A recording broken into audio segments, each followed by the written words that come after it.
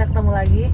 Kali ini saya di Zoom in bakal ngajak kalian semua untuk ngobrol-ngobrol sama seseorang. Kalau sering nonton TV, terutama berita politik, pasti kenal dia sama orang ini. Seorang politisi, vokal, sangat kritis, mulai dari zaman pemerintahnya Pak SBY sampai Pak Jokowi, orangnya sangat vokal.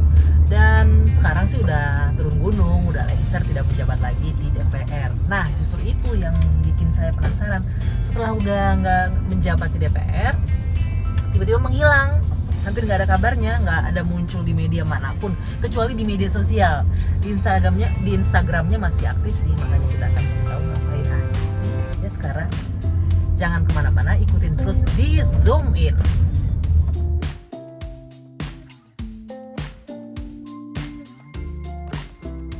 Assalamualaikum.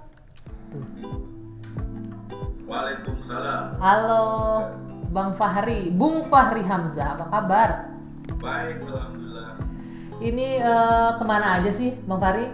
Nggak ada kabar beritanya, kita liatin di media mainstream nggak ada. Di online juga terakhir 5 bulan yang lalu, saya ngecek tuh ya, statementnya baru muncul 5 bulan yang lalu. Sama beberapa hari yang lalu tuh baru keluar, setelah sekian lama absen. Kan di lockdown sama pemerintah. Beneran di lockdown pemerintah?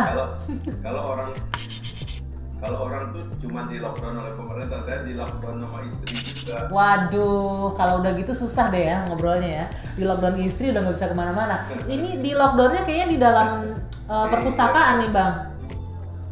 Ada virtual. Kenapa sih ditutupin? Dibuka dong. Kita kan pengen tahu Fahri Hamzah itu lagi di mana sekarang, ngumpet di mana. Iya, aku kebetulan juga lagi di dalam kantor juga, di kantornya. Boleh Jadi dilihat. saya punya ruangan sendiri. Oke. Jadi, Nah, ini ada TV di Jadi di belakangnya. belakangnya ada TV. Ya, kadang-kadang TV itu aku pakai jadi background. Jadi juga bisa memantau sekitar rumah. Geser lagi dikit ke kiri atau ke kanan. Jalan dikit dong Bang. Gerak dikit, gerak. Ya, oke. Biar tetap sehat walaupun di rumah tetap bergerak. Keliling dikit dong. Kita kan pengen tahu kantornya Fahri Hamzah. Aku kan kalau malam nggak bisa tidur tuh bukan nonton tapi kerja gitu. Ya ampun. Ini kantor kecilnya nih ya. Ini tur Lihat singkat. atas mejanya nih. Tur singkat Kayak kita gini di nih kantornya mejanya. Fahri Iya, Hamzah di tuh, lihat tuh. Wah, oke. Tuh. Nah, Oke. lihat tripod kalau kadang-kadang aku ini syuting gitu. Sekarang syuting udah sendiri ya, udah pinter ya, udah expert ini gunain sosial media. Oh ini ada library juga. Ada berapa buku di sana Bang Fahri? Yang di sini mungkin 5.000-an kali ya. 5.000 itu buat pajangan atau dibaca semua? 8. Tuh dia nyetuk 8.000 yang 8.000 dipajang aja apa dibaca? Sempet nggak sih baca buku? Ya, ini kan koleksi lama ini. Oke. Ya. Bang, itu siapa tuh di belakang Superman? Itu ada hadiah-hadiah, aku dikasih lukisan sama orang. Oh lucu, karikatur ya. Nah, Ini dalam kantornya aja nih. itu baru di spot satu sudut di kantor di rumah Fahri Hamzah. Ada batu itu sudah. Bang Fahri setelah turun gunung, setelah lengser dari pimpinan DPR itu kan hampir nggak muncul di TV juga jarang, di koran juga saya ngecek nggak banyak, di online cuma 5 bulan yang lalu tuh baru muncul. Kenapa? Udah nggak kritik lagi, udah nggak kritis lagi, atau memang udah ya udahlah karena udah nggak aktif di politik secara langsung? Jadi pertama-tama itu kan terjadi perubahan posisi ya. Saya itu mengalami perubahan posisi secara sadar ya, memutuskan pindah dari dalam organisasi negara keluar ke dalam masyarakat ya kan? Organisasi masyarakat atau masyarakat secara umum, dan juga kalau saya mau tentunya saya pindah ke dalam bisnis ya. Karena pada dasarnya kan saya punya background ilmu ekonomi dan bisnis yang juga lumayan karena saya kuliah di Fakultas Ekonomi yang salah satu fakultas ekonomi yang terbaik di Indonesia. Jadi ilmu ekonomi, ilmu bisnis saya paham, bahkan saya pernah ngajar ilmu bisnis. Ngomong-ngomong bisnis, Saya pernah ngajar. ngomong-ngomong Iya. bisnis, Tadi akhirnya kan saya ngotak-ngatik Twitternya Bung Fahri Hamzah. Ternyata di situ ada jualan kopi, ada Fahri Hamzah Goods. Apa aja sih yang dijual selain kopi?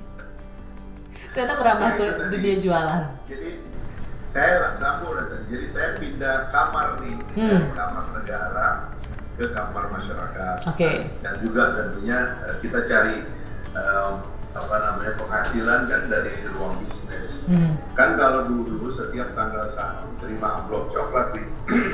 Kan ada amplop coklat dari dalam negara kan. Iya. Setiap tanggal 1 itu saya nggak tahu tuh amplop coklat.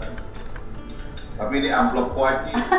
Kira-kira begitu deh ya, setiap tanggal 1 terima. Sekarang udah nggak terima lagi dong tiap tanggal 1. Dari dalam negara kita digaji ya kan tanggal 1 supaya kita tidak macam-macam, tidak neko-neko, tidak perlu cari uang sendiri dengan cara-cara yang nanti bisa masalah. Nah, setelah tidak di dalam negara, lalu kemudian kita hidup di masyarakat, ya tentu nyari hidupnya sendiri, nyari makannya sendiri, nyari amplop sendiri ya. Hidupkan kembali gitu bisnis-bisnis yang pernah ada atau yang baru kira-kira gitu. Akhirnya nyari amplop sendiri, jadi YouTubers, jadi ini speakers, jadi buat ngendorse juga. Kalau saya lihat macam-macam tuh yang di endorse, ada bisnis-bisnis. Jadi buat netizen, buat warganet yang mau bisnisnya di endorse, silakan hubungi Fahri Hamzah di akun Twitternya.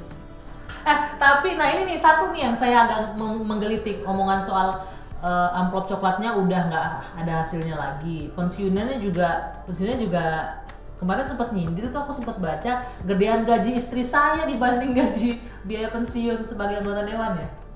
Sebenarnya nggak bisa dibandingkan karena gaji seorang ahli onkologi itu tinggi sekali. Gaji pensiunan pimpinan DPR itu cuma 2,5 juta. Nah akhirnya nih terbongkar nih. Tunggu warganet. Sebentar Bang Fahri, warganet akhirnya Fahri Hamzah terpancing karena selama ini urusan di rumah itu nggak pernah terekspos. Ternyata istrinya pakar onkologi, bener Bang? Yang jelas gajinya lebih tinggi, jadi kalau gantian dulu kita menyumbang kepada biaya rumah tangga, sekarang disumbang. Sekarang disumbang. Oke, Bang Fahri ini terakhir nih untuk pemerintahan masih ada kritiknya nggak sih untuk pemerintah masih ada kritik yang ingin disampaikan nggak? Sekarang kan kita lagi di tengah pandemi, penanganannya gimana? Menurut Anda sudah oke atau masih ada yang kurang? Terus saya tertarik sama Twitter Anda yang terakhir beberapa hari lalu itu foto Pak Prabowo dan Jokowi lagi duduk, terus ada captionnya, apa kabar Pak Prabowo dan Pak Jokowi, sehat-sehat ya? Kalau kurang sehat tolong kabarin saya, gitu kurang lebih ya. Maksudnya apa sih?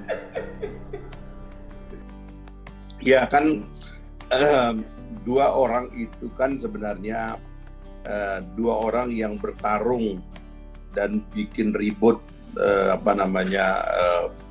gelanggang politik nasional selama lebih dari 6 tahun ini kan. Dan pertarungan mereka seolah-olah terwakili pada pembelahan masyarakat. Gitu. Masyarakat terbelah dua lah, tidak saja di Jakarta tapi di seluruh Indonesia. Nah, tiba-tiba kan dua orang itu menyatu, dimulai dengan pertemuan di atas kereta api itu kan, yang difoto itu. Nah, jadi teorinya kalau mereka itu bersatu, sebenarnya seluruh kekuatan dalam masyarakat itu telah bersatu dan disatukan, lalu menjadi sumber tenaga yang besar, yang dahsyat, yang luar biasa gitu.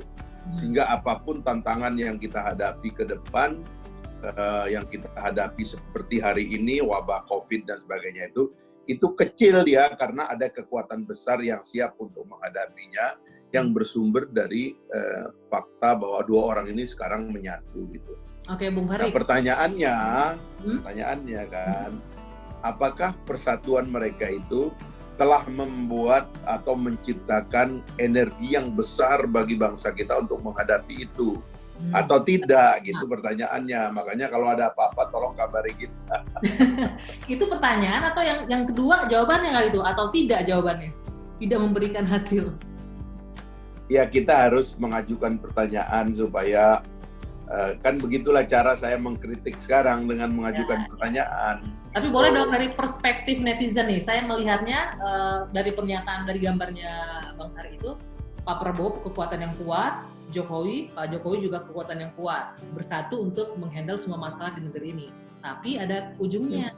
Kalau ada apa-apa, kabarin saya ya. Artinya, yang lebih kuat itu Fahri Hamzah. Jadi kalau 2 orang kuat ini nggak mampu, butuh Fahri Hamzah ngebantu dari belakang. Enggak lah, kan kita sebagai rakyat perlu diberitahu kalau ada apa-apa, siapa tahu kita bisa bantu, kan begitu ceritanya. Oke, yang penting kekuatannya ada di rakyat ya, suara rakyat itu ya. Iya. Bang, terakhir nih, sedikit kita mundur lagi dikit soal ada silver button tadi yang saya lihat tuh dari YouTube ya. Ya. Boleh lihat lagi nggak Bang? Di sebelah kirinya Bang Fahri itu saya lihat tadi. Nah, nih.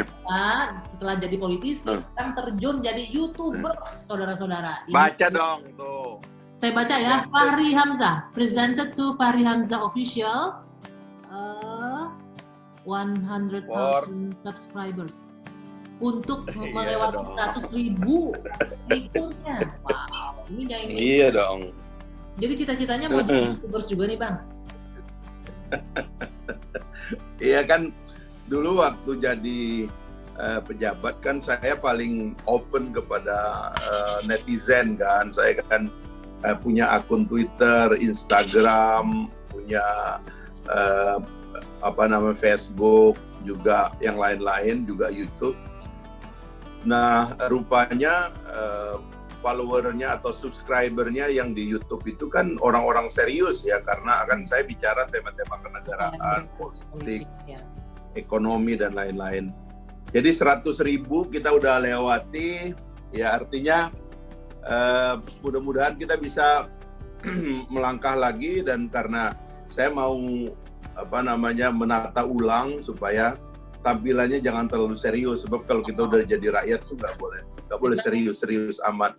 Bang, nanti setelah tayangan ini muncul di Zoom In-nya TV One, itu akan nambah sekitar 1 jutaan, karena followersnya TV One Talk Show itu ada 1,6 juta subscriber.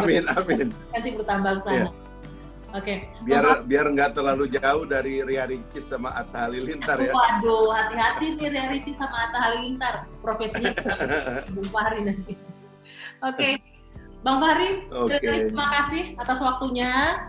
Mudah-mudahan bisa berkarya di mana saja, nggak harus di gedung DPR, dari kantor di rumah juga bisa, dari Twitter sebagai tukang endorse juga bisa. Jangan lupa, buat yang punya bisnis, silakan hubungi Fahri Hamzah loh di Twitternya. Dari terus ya Bang ya? Siap. Oke, terima kasih Bang Fahri, sehat selalu, salam untuk keluarga, assalamualaikum.